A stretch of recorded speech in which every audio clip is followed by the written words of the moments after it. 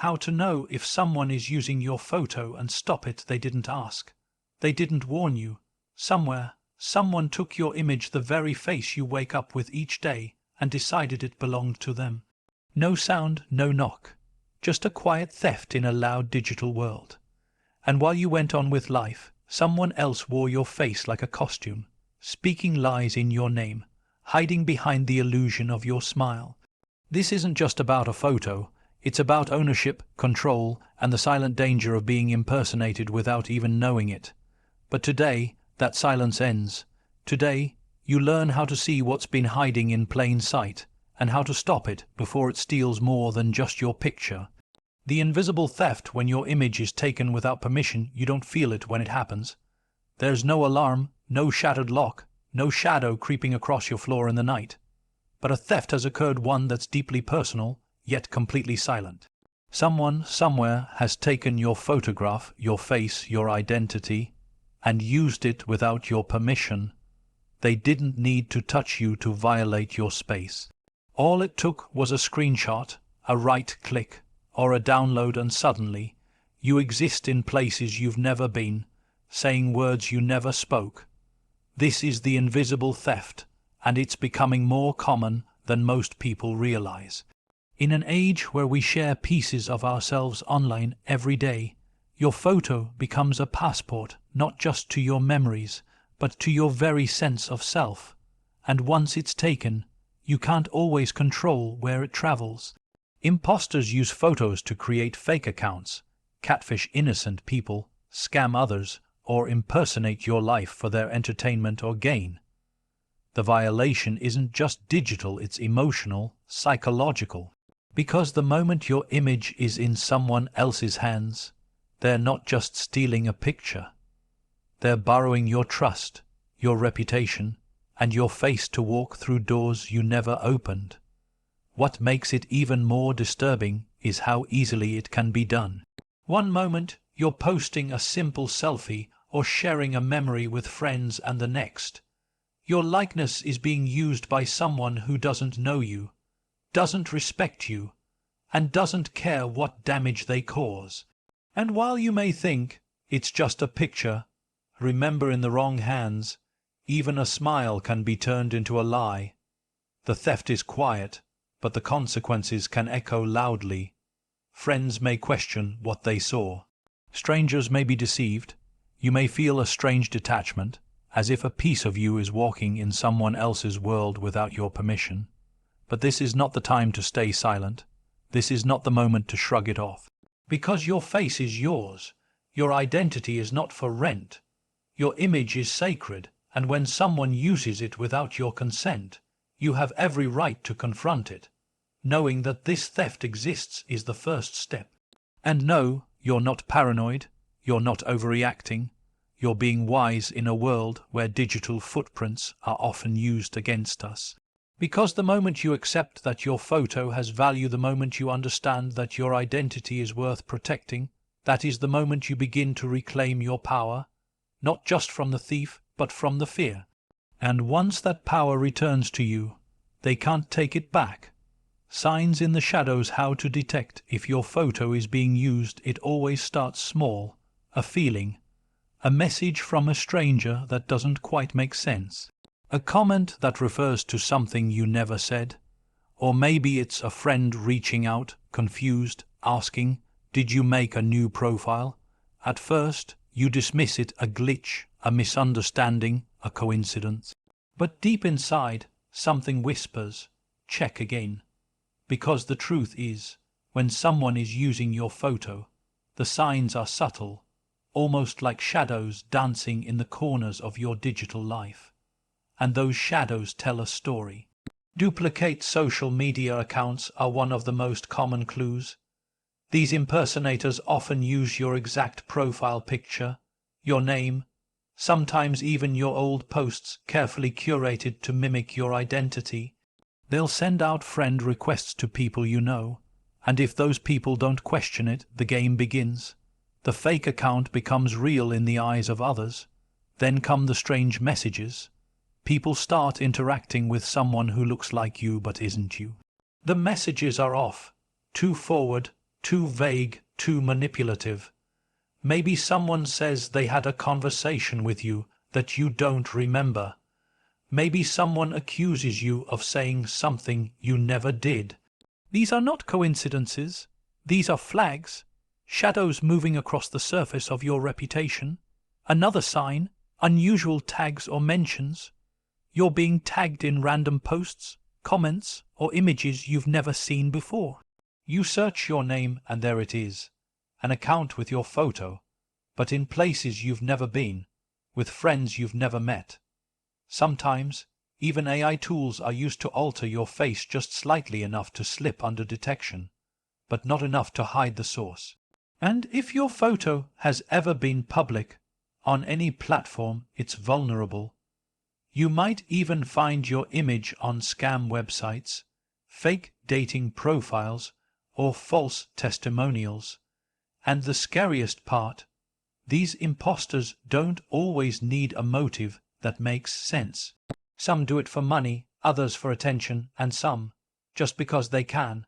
The digital world is a playground for the nameless, but you don't have to play along. If you see these shadows, don't ignore them. Screenshot everything. Ask your friends to report the fake profiles. Use reverse image search engines to track where your photos are appearing online. Stay alert. Trust your instincts. Because your image is more than just a face, it's your identity in this virtual world. And the signs that someone is using it without permission are always there. You just have to notice them. Shadows can only hide what we refuse to confront. But once you bring light to the hidden corners, once you start asking questions and following the trail, the impersonator loses control. Because the one thing they never expect is for you to look back. When trust becomes a weapon, the pain of familiar faces behind fake profiles, it's one thing when a stranger uses your photo. It's violating, yes, but distant. Detached, but the wound cuts deeper when you discover that the person misusing your identity is someone who once knew you, someone you trusted, a friend, an ex, a relative. That's when betrayal becomes personal, and the damage is no longer just about pixels, and accounts it's about trust turned toxic. Because when someone close to you uses your photo for manipulation, control, or revenge, they're not just stealing your image, they're turning your own history against you. These are people who have had access to your moments, your expressions, your vulnerability. They've seen your photos in private or on shared memories, and they take those pieces of your life like trophies, like tools, then twist them for their own purpose. Sometimes it's jealousy. Sometimes it's an attempt to feel powerful. Sometimes it's just their way of keeping you close while pretending they've let go. Whatever their reason, the act is cruel, calculated in its familiarity. They might create a fake profile and use your face to message others. They may stalk your friends, pretend to be you, spread rumors, ask for favors, or worse, damage your name under the disguise of your smile. And the most disturbing part is how invisible it can be. Because when it's someone familiar, they know your patterns. They know how to sound like you. They know how to stay under your radar. And often they rely on the fact that you won't believe they could ever do such a thing. But they do, and they will. The first step to healing from this kind of violation is recognizing that just because someone was once close to you doesn't mean they have the right to your identity. Familiarity does not equal permission. Love does not equal ownership, and trust once broken should not become a weapon in their hands. You must be willing to ask the hard questions. Who had access to these photos? Who would benefit from pretending to be you? Who knows your friends well enough to deceive them? And once you have the answer, don't look away. Don't make excuses for them. This is not just digital impersonation. It's emotional manipulation. You have every right to confront it, report it, and remove yourself from their reach. Block them, speak up. Take back the version of you that they tried to imitate. Because the real you doesn't need to hide behind a screen. The real you knows that your identity is not a gift to be passed around. It is yours, earned, lived, and sacred. And if someone you once trusted has weaponized your image, Let them watch from a distance as you rise from the damage. They may have stolen a photo, but they will never become the soul behind it. Silencing the silent crime, how to take action against image abuse. There comes a moment when suspicion turns into confirmation. You've seen the fake account. You've found your photo where it shouldn't be. The betrayal is real and the violation cuts deep.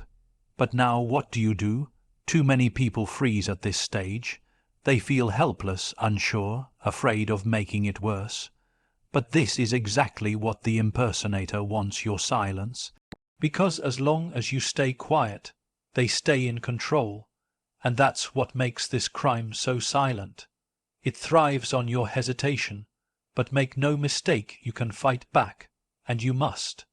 The moment you realize your image has been misused, your voice becomes your weapon. The first step is documentation.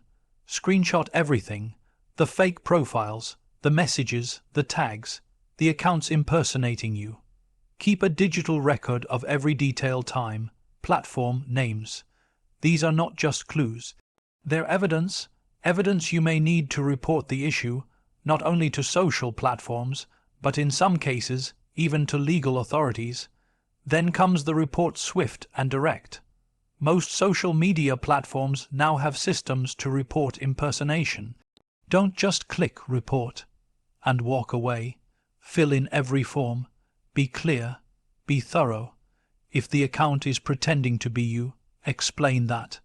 Link to your real profile if necessary. And encourage your friends and followers to report the fake profile too.